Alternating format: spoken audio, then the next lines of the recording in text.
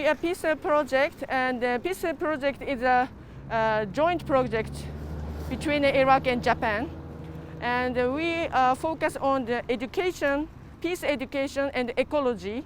And this cleanup operation is one of our campaign, ecology campaign, and this is the second time for cleanup operation. Last time we did in Ashawa, and this time we will try to clean up, even in a part of the Dohok Dam that we want to clean up.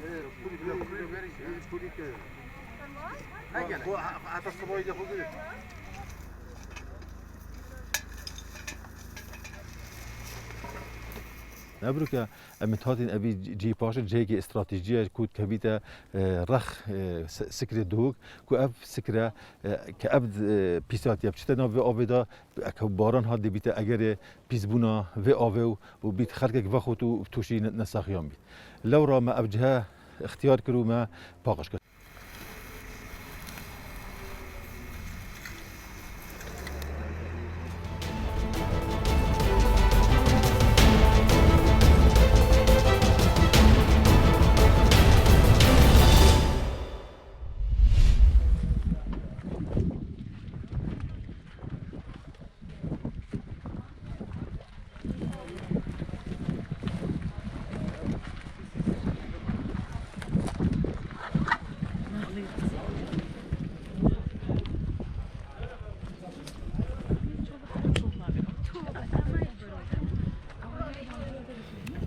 من زۆرێک لە ڕۆهەفتەکان لە کارە هونەری و فۆتۆگرافیەکانە بەشداری لە کۆمەڵێ گەشت و سەردانی کۆمەڵە شوێنارەکانی کوردستانەکەم ئەمڕۆژوک و هەفتەکانی دیکە سەردانی پەرستگای زەردەشتەکانمان کرد. بەڕاستی بۆ من شوێنێکی زۆر جیاواز و تایبەت بوو.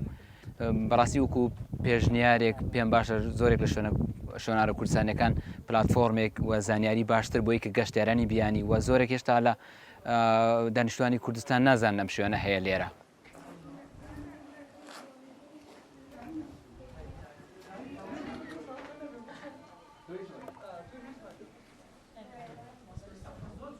من وەکو گەشتیارێک کە لە شاری سلێمانیەوە هاتووم ئەمڕۆ دیقەتی ئەوما کە تابلۆیەک دانراوە لەم شوێنەیە کە خەڵک سەرنجی بات بۆنمونە لە هەر شوێنێکی ترکە ئەیبینی تابلۆیەکە بینی بە زمانەکانی کوردی عەرەبی ئینگلیزی نووسراوە زانیاریە دەرباری شوێنەکە دەرباری کەلتوری شوێنەکەی کە تۆی سەردانیەکەی بەس لێرە دیقەتی ئەوەم نەیە بەڕای من شتێکی جوانە کە تابلۆیەک دابنرێ کە معلوماتێکی باش بە دەرباری شوێنەکە.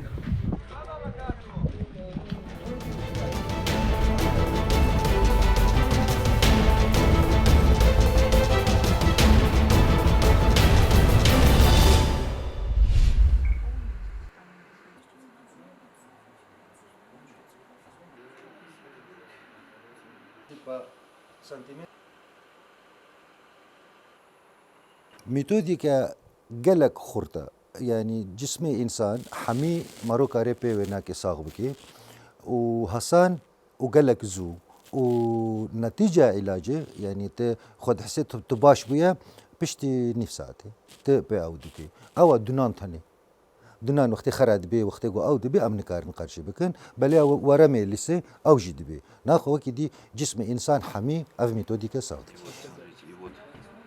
Пополам, и вот из середины еще пополам, то вот это ваше плечи, вот это вот у нас область. Здравствуйте, меня зовут Тахмина, я пришла на мероприятие и познакомилась с Раидом. Он случайно увидел, как я хромаю, и пришел и сказал, что у тебя, что за травма. Я рассказала о своей травме. Я не хромала, и боль сразу же ушло.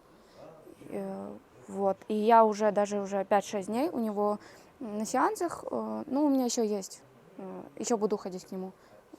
Очень хорошо отзывы.